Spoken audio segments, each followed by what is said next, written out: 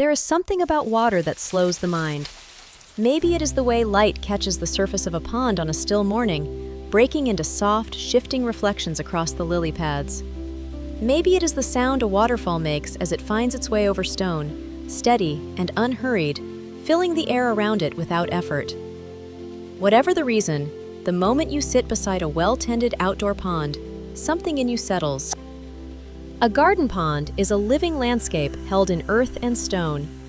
Rocks arranged along the edges, the way they might appear beside a mountain stream. Driftwood, half submerged at the bank, weathered and still. Marginal plants spreading outward from the shallows, slow and deliberate, as if they have nowhere to be, and all the time in the world to get there. It looks like it simply appeared. It did not. And that gap between how it feels and how much care it took is part of what makes it so quietly remarkable. Building a pond begins long before a single stone is placed. You start with a feeling, a mood you want the finished space to carry. Some people draw inspiration from Japanese garden traditions, where water and rock are arranged to suggest a landscape in miniature. Others want something wilder, closer to a woodland edge or a meadow stream. You choose your stones for their texture and how they'll sit against each other. You think about where the water will fall, where it will pool, where the eye will travel when you sit down beside it. It is a form of design that moves at nature's pace and that forces you to slow down with it. Tending an outdoor pond becomes its own kind of meditation. Clearing fallen leaves from the surface, trimming the stems of water irises, adjusting a stone so the waterfall sounds right again. These are quiet, careful gestures made in open air, with birdsong overhead and the smell of wet earth nearby. For a few minutes, the rest of the world stops making demands. There are no notifications beside a garden pond. There is only the work in front of you, and the water, and the sound of it moving. That sound deserves its own mention. A waterfall does not announce itself. It simply begins, and then it is always there. The continuous fall of water over rock, the soft gurgle where it meets the pool below, the subtle ripple spreading outward across the surface. These sounds layer into the background of an afternoon, the way rain does, steady and undemanding, giving the mind something to rest against. Research has long suggested that the sound of moving water lowers cortisol and eases the body toward calm.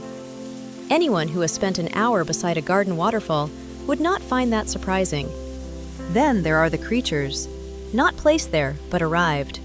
Watching a small frog settle onto a lily pad is its own kind of pleasure, unhurried and complete. A dragonfly holds itself above the surface for a moment, catches the light, and is gone. Fish, if you keep them, drift through the deeper water in slow formation, rising briefly toward the surface and sinking again. Waterfowl may land without warning and leave the same way. Everything around a garden pond has its own rhythm, and those rhythms layer together into something that feels, against all logic, like stillness. This is where a pond touches something deeper than a garden feature.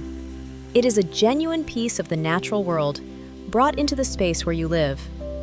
The water cycles through biological processes that mirror what happens in rivers and lakes. The plants are rooted in real soil, drawing from real water, responding to real seasons. The creatures that visit are responding to conditions that have nothing to do with you. You are simply the keeper of the space. And in that role, you are asked to pay attention, to observe, to be present without intervening. That is a rare thing. People who tend outdoor ponds often describe a particular kind of quiet that comes from sitting beside one at the end of a long day. The waterfall is running, the surface is catching the last of the evening light, and for a while, you just watch. Nothing is required of you. The water continues without your help. There is a generosity in that, a small, living corner of the natural world offering itself to you, asking only that you look. Water has always drawn people. Rivers, oceans, rain on stone. We move toward it in ways we don't fully understand. A garden pond and a falling waterfall bring that pull close. Tend it, and place it somewhere you can return to every single day.